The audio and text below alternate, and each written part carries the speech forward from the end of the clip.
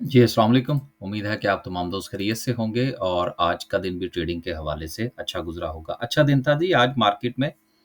एक तो मार्केट अपनी रेज़िस्टेंस पर थी, दूसरा मार्केट में जो सेंटिमेंट बहुत ज़्यादा नेगेटिव हो चुका था, उसके बाद थोड़ी-सी रिकवरी थी। लेकिन चूँकि मार्केट का एक प्रॉफ़िट टेकिंग का ज़ोन था, तो उसमें हमें बाकायदा तौर पर जो है वो प्रॉफ़िट टेकिंग देखने को मिली। मार्केट ने उस पर किस तरह से बिहेव किया, किस तरह से रिएक्ट किया, कौन से लेवल्स जो हैं वो अब ज़्यादा अहम होंगे, इस पर बात करने की कोशिश करेंगे और अगर थोड़ा-सा टाइम मिला, तो जो मैं अक्सर आपसे गुज़ारिश करता हूँ ना कि हमारा जो इन्वेस्टर ट्रेडर ग्रुप है, उसमें हमारी कोशिश होती है कि हम किसी शेयर को बाय करें और फिर उसको लेवल्स पर सेल करने की कोशिश करें और फिर उसमें से एग्ज़िट भी करें। तो उसके हवाले से भी कोई एक एग्ज़ाम्पल जो है वो आपके साथ शेयर करने की कोशिश करेंगे। 1100 पॉइंट्स आज मार्केट ने मज़ीद ऐड किए हैं।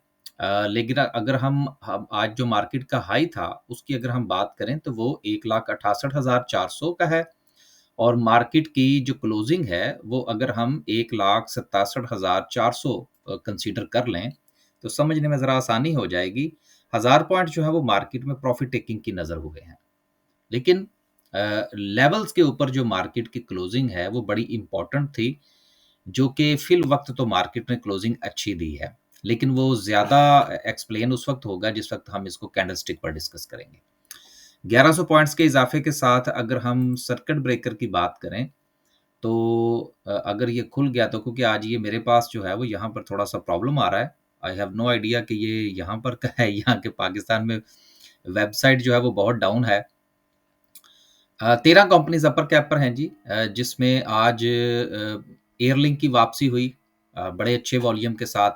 हमारे हाथ जो आई है वो सिर्फ़ बीको है जी। बीको हमारे पास है, इंशाल्लाह देखेंगे कि अब इसमें से दोबारा हमने एग्ज़िट कहाँ पर लेना है। अगर हम लोअर कैप की बात करें, अगेन आप एक चीज़ नोट कर रहे होंगे कि जब से मार्केट में ये थोड़ा-सा सेंटिमेंट जो है वो पहले सेलिंग की तरफ गया, फिर उसके बाद जो है वो मार्केट में पॉज़िटिविटी आई, लेकिन मार्केट में लोअर कैप्स जो हैं वो नहीं लग रहे। ये भी एक जो है वो अलार्मिंग सिचुएशन है कि भाई लोअर कैप क्यों नहीं लग रहे? तो लेवल्स के मुताबिक बहरहाल मार्केट जो है वो परफ़ॉर्म कर रही है जी इस वक़्त। ओवरऑल अगर हम बात करें, तो सुबह के वक़्त जो था, अगर आपने ये पूरा का पूरा जो है वो जायज़ा लिया हो केएसई 100 का, तो आपको यहाँ पर तकरीबन कोई 85 टू 90% जो कंपनीज़ थी वो पॉज़िटिव नज़र आ रही थी। लेकिन उसके बाद आहिस्ता जो है वो प्रॉफ़िट टेकिंग का शिकार होती गईं। ज़ाहिर-सी बात है, जैसे ही कोई चीज़ जो है वो रेज़िस्टेंस पर आती है तो फिर वहाँ पर प्रॉफ़िट टेकिंग तो लोग करते हैं। सेक्टर वाइज़ बात करें तो आज कमर्शियल बैंक्स 490 पॉइंट्स के साथ अगेन हमें टॉप पे नज़र आ रहे हैं। फिर उसके बाद ऑयल एंड गैस में और फर्टिलाइज़र। ये 2 सेक्टर ऐसे थे कि जिस पे हमें कुछ थोड़ी-सी उम्मीद थी कि शायद ओजीडीसी, पीपीआई और एफएफसी जो हैं, ये मिल के थोड़ा-सा मार्केट को बेहतर करने की कोशिश करेंगे। एफएफसी के साथ आज इंडेक्स जो है वो बड़ा कोरिलेट करता रहा।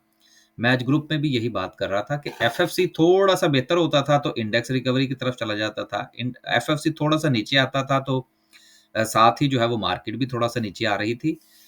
देखें ऐसा कब होता है? जिस वक़्त बाइंग और सेलिंग अगर वो रफ़ली इक्वल चल रहे हों, तो फिर उसमें से कोई एक भारी भरकम जो स्टॉक होता है वो थोड़ा-सा ज़्यादा प्रोमिनेंट हो जाता है। जिसको ट्रैक करने से आपको थोड़ा-सा इंडेक्स का भी अंदाज़ा हो जाता है। लेकिन ये ज़रूरी नहीं है कि हर रोज़ वो शेयर सेम हो, ये भी आप ज़हन में रखिएगा।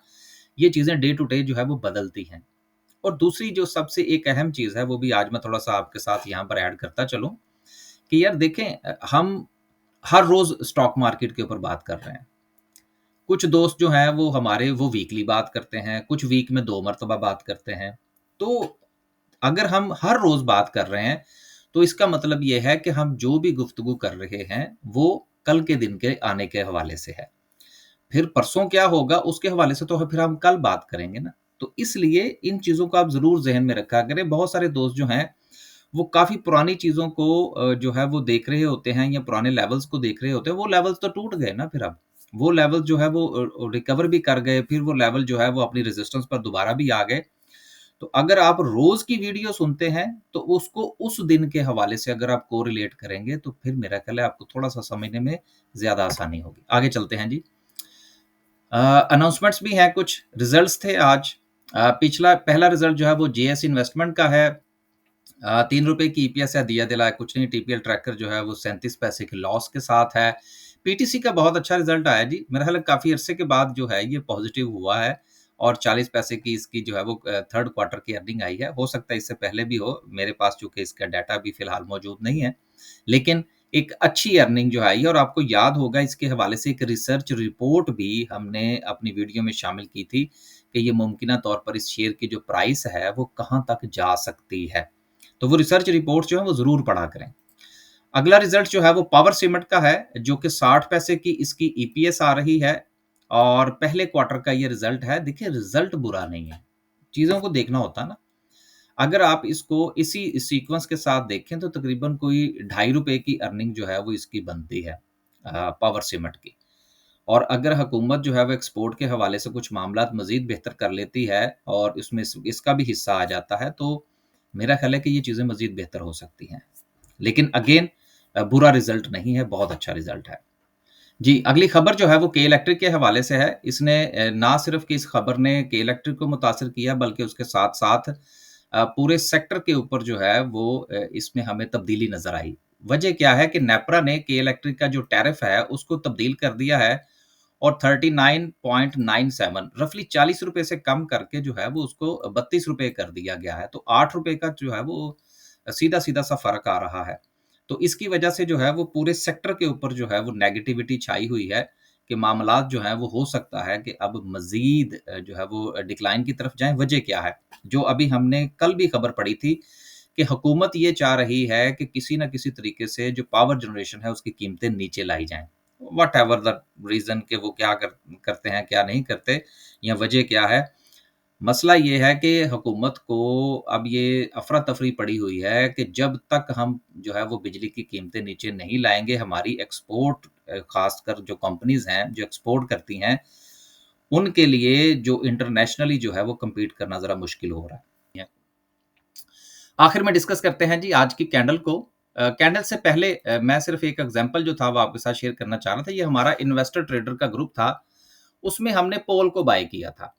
अब पोल को हमने जिस वक़्त अपने एक लेवल पर बाय किया, ये आपके सामने लेवल है, ये इस लेवल पर हमने इसको बाय किया जो कि अराउंड 500 से 500 तक का ज़ोन था कि 500 से नीचे-नीचे जो है इसको बाय करेंगे और अराउंड 700 जो है यहाँ पर हम इसमें से एग्ज़िट कर गए थे, एक चीज़। दूसरी चीज़, हमने ये काम क्यों किया?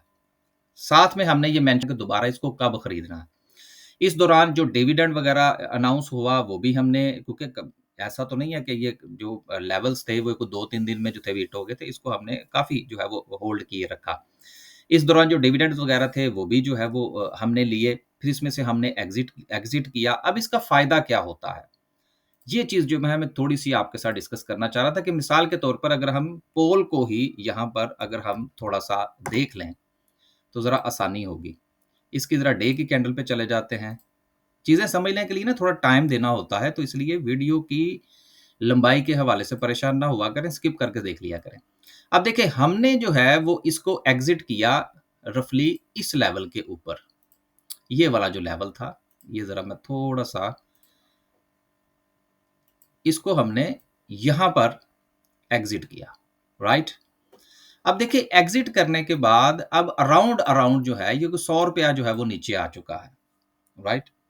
अब फ़र्ज़ करें कि अगर हम इसको बाय बैक कर लें तो सीधा-सीधा ₹100 तो हमें इसमें से जो है वो बचता है। लेकिन हम देखेंगे कि इसके नेक्स्ट लेवल्स क्या बनते हैं। ये जो हमारा इन्वेस्टमेंट पॉइंट ऑफ व्यू से है ये और मैं अपने दोस्तों से भी यही गुज़ारिश करता रहता हूँ कि जिस वक़्त आपने एक शेयर को खरीदा, उसको अच्छे लेवल पर खरीदें। देखिए ट्रेडिंग जो है ना, वो उसका मतलब ये होता है कि चलते हुए दरिया में से आपने एक लोटा पानी का भरना है। यानी कि चलती हुई मार्केट में से आपने कुछ ना कुछ निकालना है, देन आपने इंतज़ार करना है। और उसमें से एक उसी दिन या दूसरे दिन या चौथे दिन या अगर आप स्विंग में काम कर रहे हैं, तो फिर हफ़्ता 2 हफ़्ता में आपने अपना रिज़ल्ट लेके साइड पे हो जाना है। लेकिन यार इन्वेस्टमेंट जो है ना, वो हर वक़्त नहीं की जा सकती। इन्वेस्टमेंट का एक बाकायदा वक़्त होता है। आपने शेयर का लेवल देखना है, मार्केट का मूड देखना है, फिर उसको उस लेवल पर बाय करना है कि जहाँ पर आप उसको खरीद कर थोड़ा-सा इंतज़ार कर सकें। अब आप अगर ये कहें कि नहीं जी इन्वेस्टमेंट किसी भी वक़्त की जा सकती है और पोल को आपने यहाँ पर टॉप पे खरीद लिया है, तो फिर आपके खरीदने के बाद तो फिर उसमें से ₹100 निकल गया ना। अब आपको यहाँ तक पहुँचने के लिए इंतज़ार करना पड़ेगा। और 90% चांसेस हैं कि जिन लोगों ने इन्वेस्टमेंट के पॉइंट ऑफ व्यू से चीज़ें ऊपर खरीदी होती हैं, उनमें फिर पेशेंस भी नहीं होता और फिर वो लॉस बुक करते हैं। दूसरी बात ये है कि जब भी आप शेयर को इन्वेस्टमेंट पॉइंट ऑफ व्यू से खरीदें, तो देन फर्स्ट टेल योरसेल्फ कि आपने इसको होल्ड करना है और लेवल्स के मुताबिक करना है, टाइम के मुताबिक नहीं करना। अगर आप टाइम के मुताबिक होल्ड करेंगे कि जी मैंने इसको 6 महीने, साल या 3 साल होल्ड करना है, तो ये मुनासिब नहीं है। होल्डिंग पीरियड के ऊपर आप ना जाएँ, होल्डिंग लेवल्स के ऊपर जाएँ। जब लेवल आइडेंटिफ़ाई आप कर लेंगे तो उसका फ़ायदा ये होगा कि आपका प्रॉफ़िट भी एग्ज़ीक्यूट होगा, फिर आपके कॉन्फिडेंस में इज़ाफ़ा होगा। तो ये हमारी स्ट्रैटेजी है जो मैं आपके साथ शेयर करना चाह रहा था और ये सिर्फ़ पोल नहीं, अभी मैं इंशाल्लाह कोशिश करूँगा कि आने वाले दिनों में कुछ और एग्ज़ाम्पल्स जो हैं वो भी आपके साथ जो है वो शेयर की जाएँ ताकि इन्वेस्टमेंट पॉइंट ऑफ व्यू से थोड़ा-सा क्लैरिटी हो। वापस चलते हैं जी और डिस्कस करते हैं जी आज की कैंडल को। कैंडल के पॉइंट ऑफ व्यू से बहुत सारे दोस्त जो थे वो मैसेजेस कर रहे थे कि जी हमें जो है वो कोई शेर बता दें, हम जो है जी वो उसको सिर्फ़ शेर का नाम ही बता दिया करें। यार देखिए शेर का नाम बताना कोई इतनी वो क्या कहते हैं जी कि कोई इम्पोर्टेंट चीज़ नहीं है। मसला ये नहीं होता, कौन-सी कंपनी है जो बुरी है यार? शेर बुरा नहीं होता, लेवल जो है वो अच्छे और बुरे होते हैं। लिहाज़ा ये अक्सर जो है वो दोस्त कहते हैं जी कि आप सिर्फ़ शेयर का नाम बता दिया करें या कुछ वो ये भी बताते रहते हैं जी कि बहुत सारे जो है वो हमें फ्री में भी बताए जाते हैं कंपनीज़ के नाम। कंपनीज़ के नाम फिर आप मुझसे भी फ्री में जितने चाहे पूछ लें। असल काम जो है वो ये नहीं है कि ये कंपनी है, इसके ऊपर नज़र रखें या ये कंपनी है जी इसको आप खरीद लें। असल चीज़ ये है कि उसको भाई खरीदना किस लेवल के ऊपर है। अब जिस तरह से अभी मैंने आपको पोल की एग्ज़ाम्पल दी है, तो पोल कौन कहता है कि बुरा शेयर है? लेकिन मसला ये है कि जिसने इसको 700 से ऊपर खरीद रखा है वो क्या करेगा? और हमने अगर इसको 500 से नीचे खरीदा था, सो हमने तो उससे फ़ायदा उठाया। सो ये जो चीज़ है ना कि जी शेयर ये वाला शेयर अच्छा है, ये वाला शेयर अच्छा है, ये चीज़ इम्पोर्टेंट नहीं है। इम्पोर्टेंट ये है कि आपने उस शेयर को बाय कहाँ करना है। तो इस चीज़ का ज़रूर ख्याल रखा करें। अब आते हैं जी कल हमने आपसे क्या गुज़ारिश की थी कि मार्केट जो है वो अपनी रेज़िस्टेंस की तरफ जा रही है जो कि अराउंड 1,67,000 का ज़ोन है। सो आप ये देख सकते हैं कल हमने इस तरह से लाइन बनाई थी और साथ में आपसे गुज़ारिश की थी कि ये प्रॉफ़िट टेकिंग का ज़ोन है, यहाँ पर प्रॉफ़िट टेकिंग करनी चाहिए। सो भई जिन्होंने करनी थी उन्होंने तो कर ली। अब आगे क्या करना है? अब आगे मैं अब एक और आपको यहाँ पर ट्रेंड लाइन देने लगा हूँ और मेरा ख़्याल है कि ये ट्रेंड लाइन शायद आपको बहुत कम वीडियोज़ के अंदर मिलेंगी। जो मैंने यहाँ पर ट्रेंड लाइन ये वाली दी थी, ये भी फिर बाद में बहुत सारी जगहों पर आपको देखने को मिली होगी लेकिन उससे पहले नहीं। ये होता है ना, अपनी-अपनी स्ट्रैटेजीज़ होती हैं। अब अगर आप इसको थोड़ा-सा 1 मिनट जी, राइट, ये है जी इसकी ट्रेंड लाइन। अब ये हो गई आपकी छोटे टाइम फ्रेम के ऊपर, क्योंकि हम हर रोज़ बात कर रहे होते हैं। अब आपके पास 2 ऑप्शंस हैं और मेरा जो ज़ोर है वो इस बात पर है कि कल जिस वक़्त मार्केट ओपन हो, तो कोशिश आप ये करें कि जब तक ये अपनी एक तो ये अच्छी बात ये है कि इसने अपने इस प्रॉफ़िट टेकिंग वाले ज़ोन के अंदर जो है, वो आपको क्लोजिंग दी है। सो कल जो है, वो अगर मार्केट अपनी इस ट्रेंड लाइन को ब्रेक करने के बाद इस ज़ोन से ऊपर निकलती है, तो इसके नीचे स्टॉप लॉस लेके आपको ट्रेड लेने में कोई मुज़ायका नहीं होगा, एक चीज़। दूसरी चीज़ ये है कि अगर मार्केट जो है, वो अपनी इस सपोर्ट ज़ोन को जो कि 1,67,000 से लेकर 1,67,500 का है, अगर इस ज़ोन को ब्रेक करके नीचे आती है, तो भई कल जो है वो फिर ट्रेड करने से ज़रा थोड़ा-सा परहेज़ कीजिएगा, क्योंकि मार्केट में से कुछ चंद मज़ीद पॉइंट्स जो हैं वो निकल सकते हैं। अगेन ट्रेडिंग है ना, किसी भी वक़्त कर सकते हैं, सुबह नहीं करेंगे तो दोपहर को कर लेंगे, कल नहीं करेंगे तो परसों कर लेंगे। ट्रेडिंग आप किसी भी वक़्त कर सकते हैं, लेकिन इन्वेस्टमेंट के लिए आपको लेवल्स का इंतज़ार करना चाहिए। बस जी, आज के लिए सिर्फ़ इतना ही। खुश रहें, आबाद रहें। कमेंट करके ज़रूर बताइएगा कि जो मैंने इन्वेस्टमेंट पॉइंट ऑफ व्यू से आज आपके कोई 5 मिनट लिए हैं, इसका कोई फ़ायदा हुआ या नहीं? क्योंकि अगर फ़ायदा नहीं हुआ, तो फिर फ्यूचर में जो है वो फिर इस किस्म की एक्सप्लेनेशन जो है, वो मेरा ख़्याल है उसको उसको मज़ीद जो है वो देने से परहेज़ किया जाए। तो जिस तरह से वीडियोज़ चलती हैं उसी तरह से ही हो। आखिर में अगर आप स्टॉक मार्केट में अकाउंट ओपन करवाना चाहते हैं या हमारे पास अकाउंट ओपन करवाने के साथ आप फ्री में सर्विसेज़ भी लेना चाहते हैं, तो उसके लिए जो नंबर है, वो वीडियो की डिस्क्रिप्शन में भी मिल जाएगा और उसके साथ-साथ थंबनेल से भी मिल जाएगा। इजाज़त दीजिए जी। अल्लाह हाफ़िज़।